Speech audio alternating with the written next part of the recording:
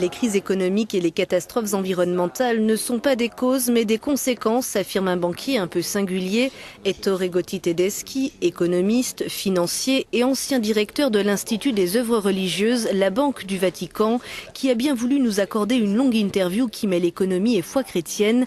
La Banque du Vatican qui avait été accusée de blanchiment d'argent. Monsieur Ettore Gotti Tedeschi, bonjour. Merci d'être avec nous sur Euronews. Vous étiez président de l'Institut des œuvres religieuses, la Banque du Vatican, pendant le pontificat de Benoît XVI. Vous avez demandé l'aide d'experts de premier plan contre le blanchiment d'argent pour ramener le Vatican dans la whitelist, la liste des pays faisant preuve de transparence financière. Pourquoi le Vatican n'a-t-il pas accepté votre plan ? Beaucoup de gens au Vatican ne comprenaient pas ce qui était arrivé après le 11 septembre 2001 et n'avaient pas compris que les nouveaux règlements internationaux qui régissent les systèmes bancaires allaient devenir beaucoup plus stricts. Deuxièmement, de nombreuses personnes au Vatican craignaient une perte de souveraineté en acceptant de se plier à ces nouvelles normes internationales. Troisièmement, pour une question de culture, beaucoup de gens croient que les contrôles ne sont pas légitimes parce qu'au Vatican, il y a les faits, des événements à défendre, et donc les gens confondent les secrets d'un côté et la confidentialité de l'autre. Ils n'ont pas compris que dans le contexte dans lequel nous vivions, l'absence de contrôles internes aurait provoqué davantage de contrôles externes. Quatrièmement, il y avait des gens qui ne comprenaient pas le danger que représenterait l'inapplication de la législation anti-blanchiment, qui entraînerait une perte de crédibilité du Saint-Père. Le problème essentiel de ce débat, c'est qu'ils m'ont découragé et chassé en invoquant 9 raisons totalement fausses. J'ai demandé une enquête immédiate sur ces 9 points. Il n'y en a jamais eu. Et on ne m'a jamais interrogé.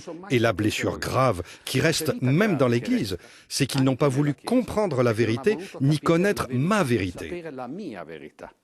Mais quand vous avez été brutalement limogé, vous avez eu peur pour votre sécurité et vous avez également compilé un dossier sur les secrets de la Banque du Vatican. Les faits se sont passés d'une manière tout à fait différente. Cependant, c'est une question qui a été confiée au procureur de la République et je préfère ne pas en parler. Moneval, le comité d'experts du Conseil de l'Europe pour l'évaluation des mesures de lutte contre le blanchiment d'argent, a toujours identifié de nombreuses lacunes dans les finances du Vatican, en particulier dans le domaine du blanchiment. À votre avis, le pape François est-il en mesure d'arranger les choses ?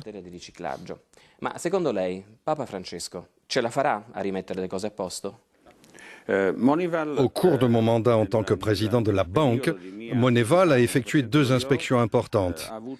La première, en novembre 2011, quand il est venu pour voir ce que nous avions fait l'année précédente.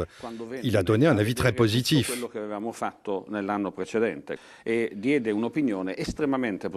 Puis, un mois après, en décembre 2011, la loi au Vatican a changé contre toute attente.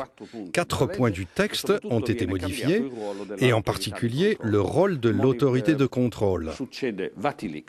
Le scandale Vatilix a éclaté à ce moment-là et une banque JP Morgan a clôturé son compte au Vatican, ce qui a eu un énorme retentissement médiatique. Moneval revient en Italie une nouvelle fois et en avril 2012, il a écrit un 2e rapport dans lequel il dit « Vous avez fait un pas en arrière, mais un mois plus tard, je n'étais déjà plus là ». Pensez-vous qu'au sein de la Banque du Vatican, les malversations continuent ? Je ne sais pas du tout. Mais s'il n'y a pas de loi ni de procédure et s'il n'y a pas d'autorité de contrôle, c'est évident qu'il y a un risque. En tout cas, le pape François pourrait résoudre le problème ? Si le pape François veut vraiment prendre des mesures et pas seulement faire des effets d'annonce sur d'éventuelles réformes, il doit se renseigner sur ce qui est arrivé.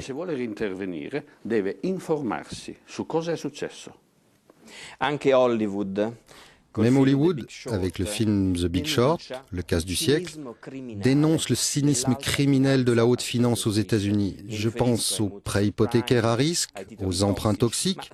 Mais à votre avis, est-ce qu'il suffit qu'un banquier soit animé de bons sentiments pour désamorcer les conséquences néfastes de ses agissements ? Dans ce cas précis, le comble du cynisme ne vient pas du milieu bancaire, mais de l'environnement des hommes politiques, qui, pour lutter contre la crise, la chute du PIB et pour relancer l'espoir de réduire la dette sans procéder à un véritable désendettement, ont déclenché le fameux instinct animal des banquiers qui voulaient pouvoir agir librement. La responsabilité est personnelle, Monsieur Valenti. Il n'y a pas une responsabilité collective. Chaque personne doit savoir si ce qu'il fait est bon ou pas bon pour lui-même et pour le bien commun.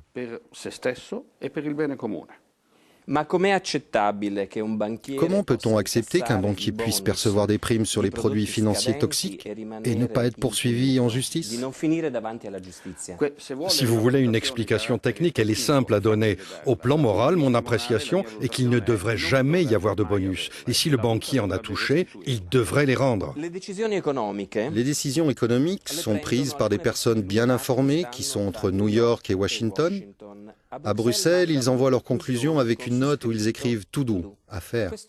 C'est ce que vous écrivez dans le livre que vous avez publié avec le journaliste Paolo Gambi, « L'œuvre du diable ».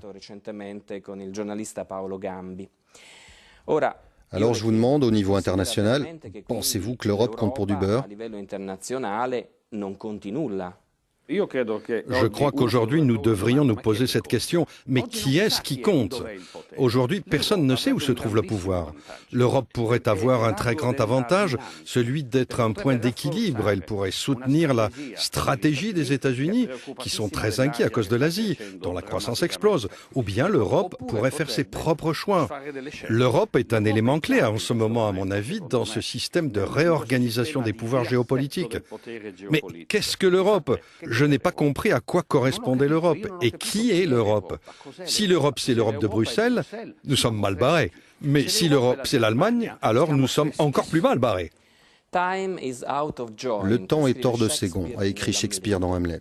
Ces quelques mots me semblent révélateurs de ce qu'il se passe dans le monde, dans de nombreux domaines, et sans doute depuis des siècles. Mais croyez-vous vraiment que les religions et la morale puissent arranger la situation? Il n'y a pas de religion qui impose un système culturel. On ne peut pas imposer quoi que ce soit. Il faut croire individuellement et de façon responsable à propos de ce qui est bon et de ce qui est mauvais, en faisant usage de notre liberté personnelle. C'est pour cette raison que l'Église a un rôle fondamental qui a largement fait défaut au cours de ces 30 dernières années. Ce défaut a amené une grande partie du monde politique et économique, les leaders internationaux, à ne plus avoir de sens à donner à leur vie. Et s'il n'y a plus de sens dans ma vie, comment puis-je donner du sens à mes actions? Monsieur Gotti Tedeschi, merci d'avoir été notre invité sur Euronews. Merci à vous, ce fut un grand honneur et un plaisir.